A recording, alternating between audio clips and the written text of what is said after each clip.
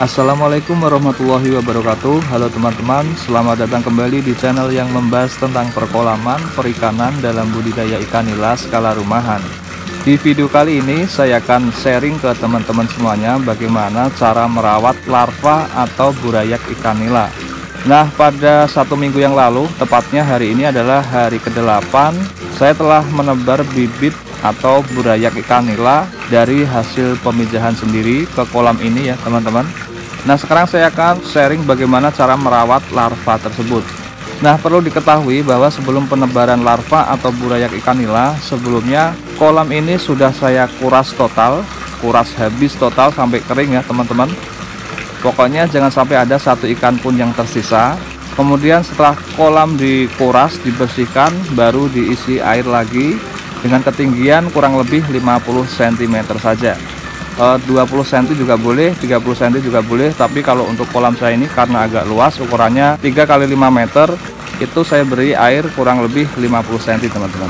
Selanjutnya kolam ini sudah saya diamkan selama 3 hari, karena hari pertama, hari kedua itu hujan terus, itu waktu yang kurang cocok untuk penebaran larva ya teman-teman.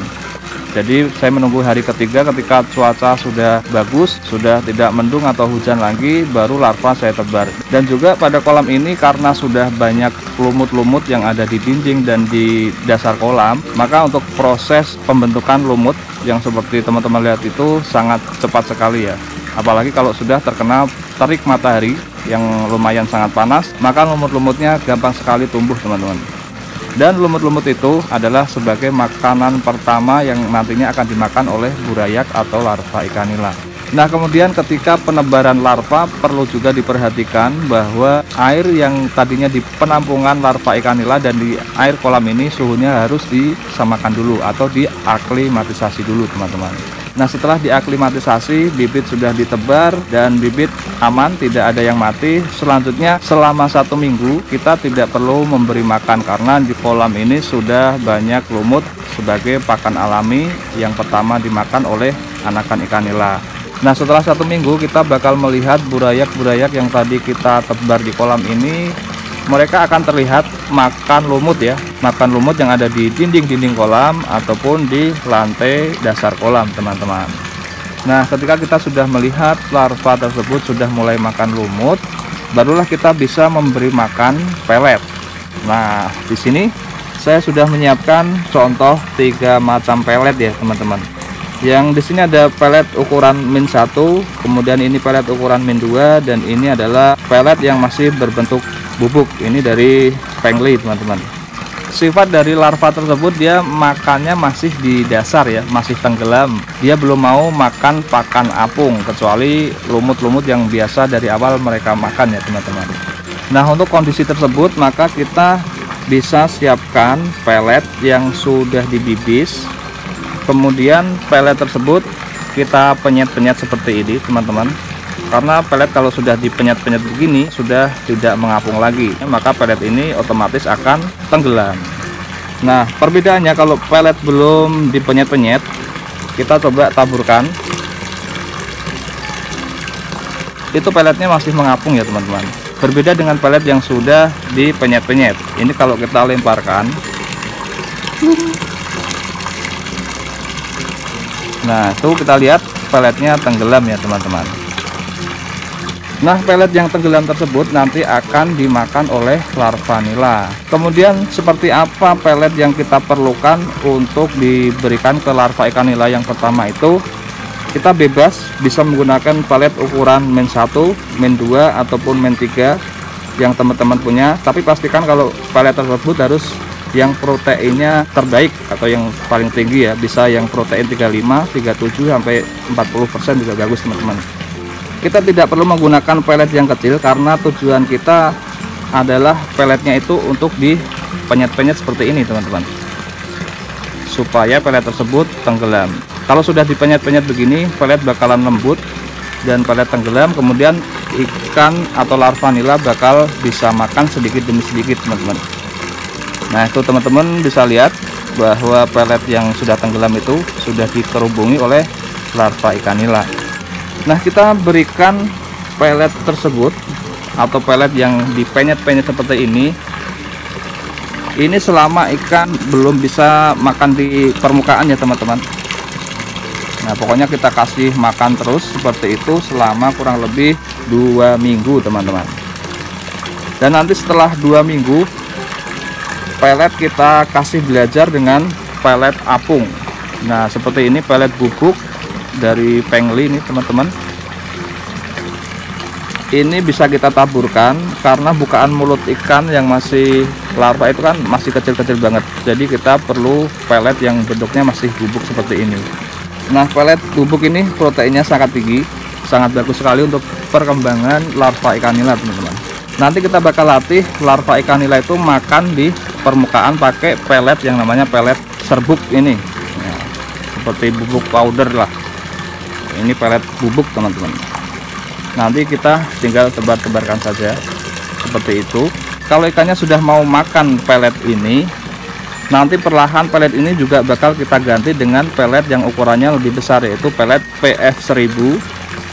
Nanti pelet PF1000 ketika mulut mereka sudah muat, sudah bisa makan ukuran pelet PF1000 selama 1 bulan, baru nanti kita ganti dengan pelet ukuran min 1. Nah kalau udah menggunakan pelet ukuran min 1 itu ikan ukurannya sudah segini teman-teman. Yuk kita lihat di kolam saya yang ini. Nah, ikan ukurannya sudah segini, dia sudah bisa makan pelet ukuran min 1. Nah kalau udah bisa makan pelet ukuran min 1 itu, bibit ikan nila sudah bisa kita panen teman-teman. Yuk kita kembali lagi ke kolam pendederannya. Nah pada kolam pendederan ini kita tidak membesarkan larva tersebut sampai ukuran panen sekilo isi 4-5 ekor ya. Di sini cuma kolam pendederan, kita hanya mengejar sampai ikan bobotnya sekitar sekilo isi 80-100 ekor teman-teman. Nah bibit tersebut bisa kita panen, kita bisa sortir sekalian. Biasanya bibit tersebut bisa menjadi 3 sortiran, yaitu kecil, sedang, dan besar.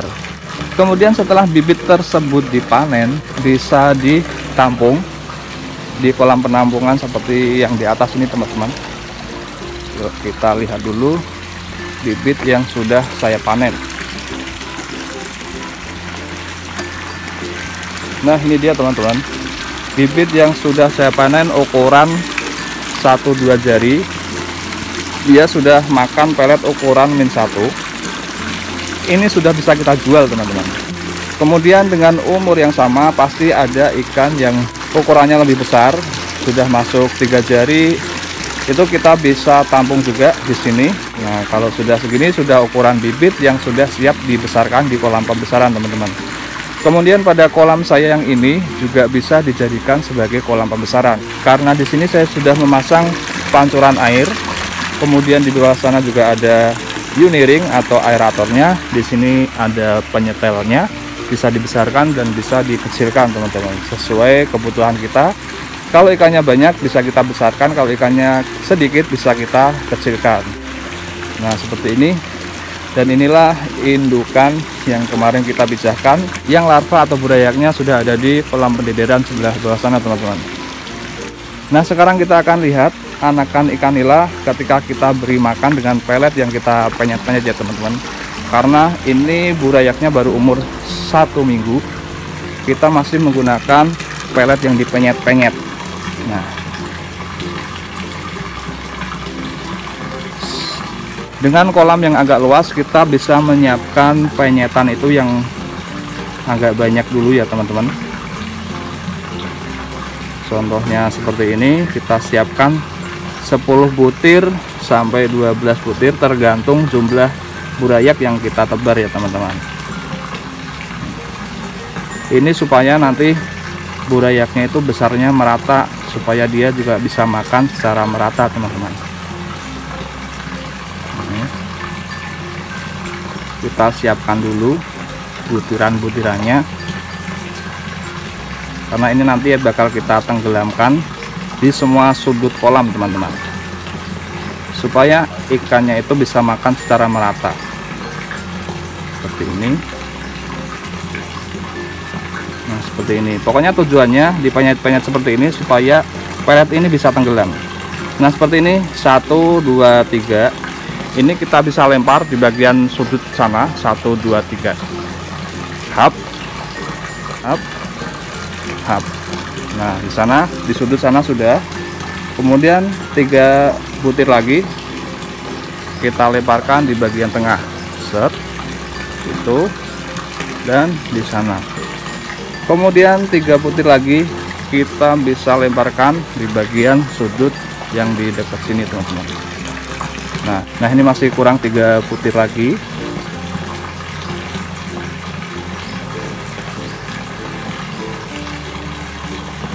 Nah, seperti ini saja, teman-teman.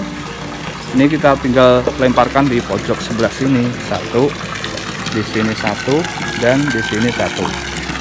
Nah, sekarang untuk bisa kita melihat burayaknya itu makan atau enggak, kita bisa lempar di sini dulu ya, teman-teman. Ini sebagai contoh.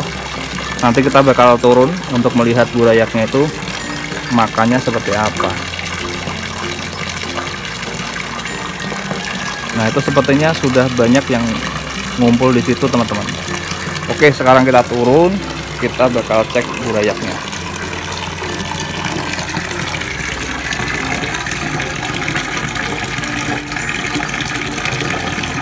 Nah, itu teman-teman bisa lihat ya, itu burayak-burayaknya sudah mulai makan pelet yang ditenggelamkan, teman-teman. Oke, dan umurnya kalau nanti sudah masuk sekitar 3 minggu baru kita bisa kasih pelet yang ini, teman-teman. Pelet yang tepung ini yang sesuai bukaan mulutnya, dan ini bisa mengapung. Ini kalau ditebar mengapung, teman-teman, seperti ini. Tapi kalau kita tabur sekarang, itu burayaknya belum ada yang mau makan di permukaan.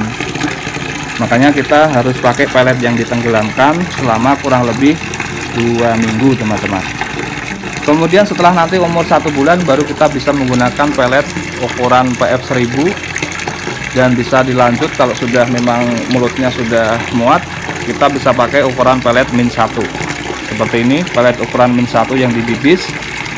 Pelet ini saya bibis dengan cairan fermentasi, karena saya setiap hari pakai cairan fermentasi ya, supaya ikan itu lebih cepat besar, teman-teman. Dan bagaimana cara membuat cairan fermentasinya itu, saya menggunakan probiotik E4 perikanan, kemudian molase. Nah, untuk pembuatan cairan fermentasinya, teman-teman bisa cek link videonya ada di deskripsi ya, teman-teman. Kita lihat lagi. Seperti itu burayaknya, teman-teman. Mereka sudah mulai makan pelet yang tenggelam. Nah, oke, untuk video kali ini cukup sampai di sini saja. Semoga bermanfaat dan bisa menambah inspirasi ke teman-teman semuanya. Saya Beni Irwan mohon pamit undur diri dan sampai jumpa di video-video selanjutnya. Terima kasih. Wassalamualaikum warahmatullahi wabarakatuh.